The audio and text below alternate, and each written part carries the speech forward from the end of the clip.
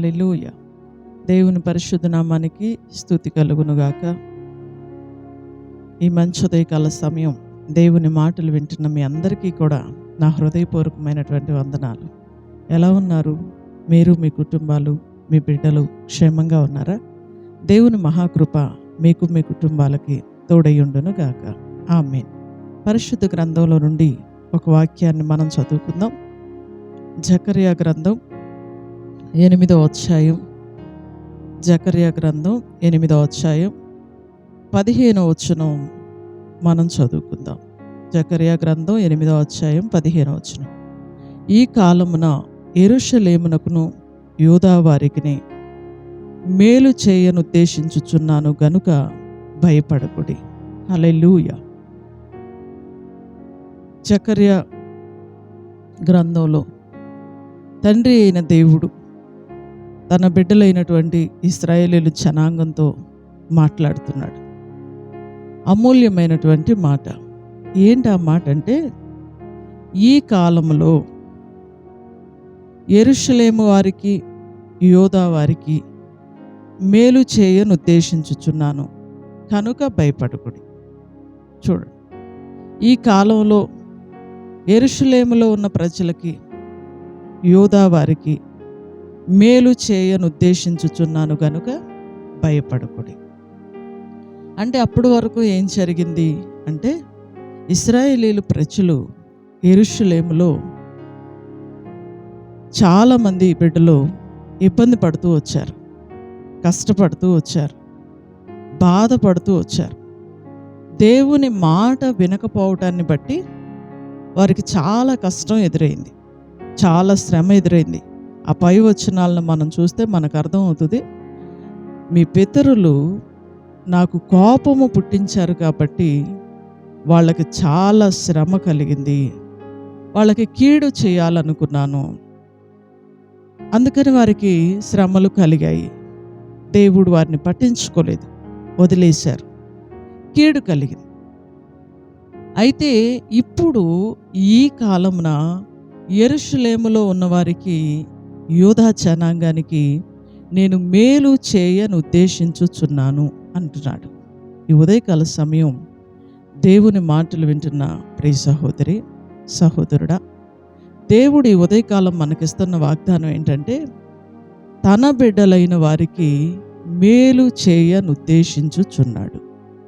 యెరూషలేములో ఉన్నవారు అంటే, యెరూషలేము అంటే దేవుని సన్నిధి. ఎవరైతే దేవుని సన్నిధిలోకి వస్తారో, ఎవరైతే ఆయన పాదాలు పట్టుకుంటారో, ఎవరైతే ఆయన సహాయం కొరకు ప్రతిదినము వేడుకుంటారో, ప్రార్థన చేస్తారో, వారికి దేవుడు మేలు చేస్తాడట. దేవుని పిల్లలకి మేలు చేస్తాడట. మేలు చేయను ఉద్దేశించుచున్నాను అంటే దేవుడు ఉద్దేశం ఏంటి అంటే మేలు చేయాలి అని. చూడండి, సువార్తల్లో కూడా ప్రభువైన యేసుక్రీస్తు వారి గురించి ఒక మాట వ్రాయబడి ఉంటుంది. ఆయన అపవాది చేత పీడించబడుచున్న వారందరినీ కూడా బాగు చేయుచు మేలులు చేయుచు సంచరిస్తున్నాడు అని ఉంటుంది. చాలామందిని దేవుడు బాగు చేశాడండి. యేసయ్య దగ్గరికి, దేవుని సన్నిధిలోనికి అంటే అనగా యెరూషలేములోనికి ఎవరైతే వస్తారో, ఆయన మాటలు ఎవరైతే వింటారో వారికి దేవుడు మేలు చేస్తాడండి. చూడండి, ఈరోజు చాలామందికి అర్థమయ్యే విషయం ఏంటంటే, చీకటి శక్తుల చేత పీడించబడుతున్న వాళ్ళని మందిరంలోకి తీసుకొస్తారు, దెయ్యాలు పట్టిన వాళ్ళని మందిరంలోకి తీసుకొస్తారు. ఎందుకు అంటే దేవుడు మాత్రమే మేలు చేయగలిగిన వాడు. ప్రభువైన యేసుక్రీస్తు వారు మాత్రమే మేలు చేయగలిగిన వాడు. హెచ్ఐవితో పీడించబడుతున్న వాళ్ళు, క్యాన్సర్ గడ్డలతో పీడించబడుతున్న వాళ్ళు, ఇంకా భయంకరమైన వ్యాధులతో పీడించబడుతున్న వారు, ఏ వైద్యులు కూడా సహాయం చేయలేనప్పుడు సహాయం చేసే యేసయ్య దగ్గరికి ప్రజలను ఎందుకు తీసుకొస్తారయ్యా అంటే, ప్రభువైన యేసుక్రీస్తు వారు అందరికీ మేలులు చేస్తాడు. ఆయన మేలులు చేస్తూ సంచరించే దేవుడు కనుక మీరు భయపడొద్దు, నేను మేలు చేయను ఉద్దేశించుచున్నాను. ఈ ఉదయకాల సమయం దేవుని మాటలు వింటున్న ప్రియ సహోదరుడా, నీతోనూ నాతోనూ మనందరితో దేవుడు మాట్లాడుతున్న అమూల్యమైన మాట, మన జీవితాల్లో ఆయన మేలు చేయని ఉద్దేశించుచున్నాడు కనుక భయపడద్దు. హల్లెలూయా. నీ జీవితంలో దేవుడు మేలు చేయునుగాక. నీ జీవితంలో ఉన్న ప్రతి కీడును దేవుడు కొట్టివేయబడునుగాక. దేవుడు కొట్టివేయునుగాక. నిజమే, మన జీవితాల్లో ఉన్న కీడంతా కొట్టివేసి ఆయన ఖచ్చితంగా మేలు చేస్తాడు. అయితే ఒక చిన్న మాటను మనం ధ్యానం చేసి ఈ ఉదయకాలం మనం ఈ వాక్యాన్ని ముగించుకుందాం. చూడండి, అయితే మీరు ఎలా ఉండాలో ప్రభు చెప్పాడు. నేను మేలు చేయను ఉద్దేశించుచున్నాను కనుక మీరు భయపడద్దు. మీరు చేయవలసిన కార్యమేమనగా, 16వ వచనంలో, మీరు చేయవలసిన కార్యములేవనగా ప్రతి వాడు తన పొరుగు వానితో సత్యమే మాట్లాడవలెను.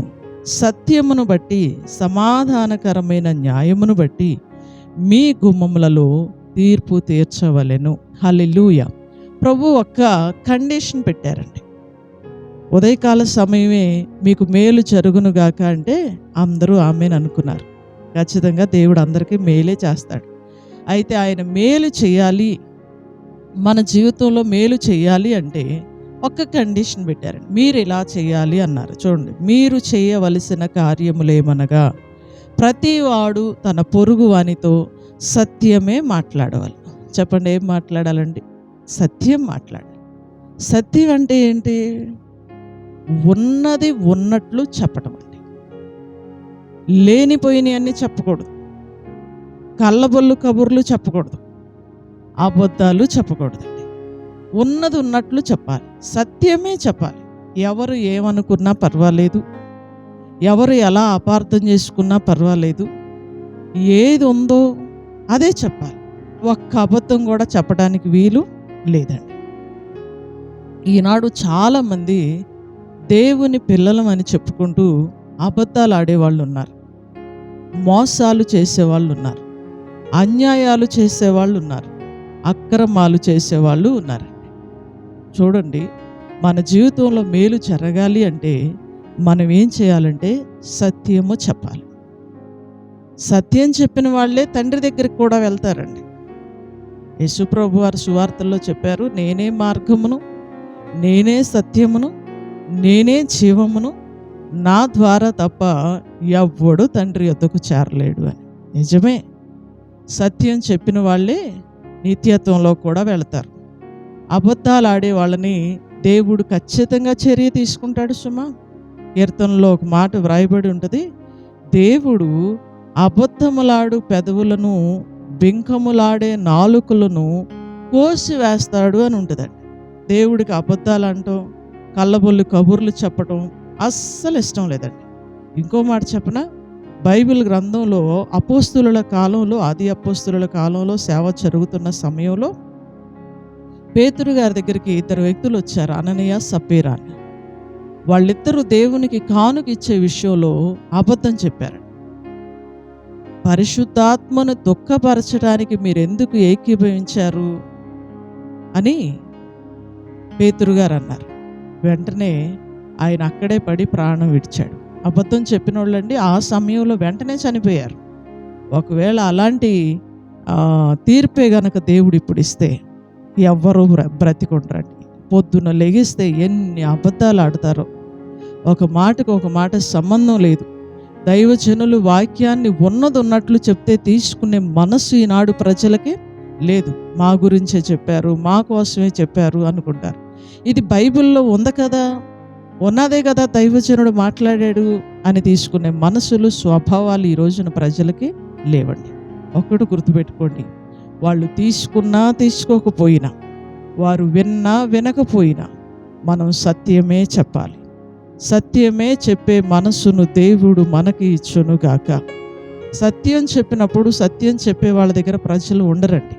వాళ్ళు పోయినా పర్వాలేదు, దేవుడు నచ్చేటట్లు, దేవుడు మెచ్చేటట్లు గనక మనం బ్రతకగలిగితే ఖచ్చితంగా మన జీవితంలో దేవుడు మేలు చేస్తాడు. దేవుని మాటలు వింటున్న ప్రియ సహోదరుడా, సహోదరి, నువ్వెవరివైనా సరే ఆయన చెప్పినట్లు నువ్వు సత్యాన్ని చెప్పడం గనక నేర్చుకోగలిగితే ఖచ్చితంగా భయపడొద్దు, ఆయన నీకు మేలు చేస్తాడు. మీ జీవితాల్లో దేవుడు మేలు చేయునుగాక. ఆమేన్. ప్రార్థన చేసుకుందాం. సకల ఆశీర్వాదములకు కారణభూతుడువైన మా తండ్రి, మీ ఘనమైన శ్రేష్టమైన నామానికి వందనాలు, స్తోత్రాలు, స్తుతులు చెల్లిస్తూ ఉన్నాం. ఈ మంచి ఉదయకాల సమయం అమూల్యమైన నీ మాట ద్వారా మాతో మీరు మాట్లాడినందుకు వందనాలు.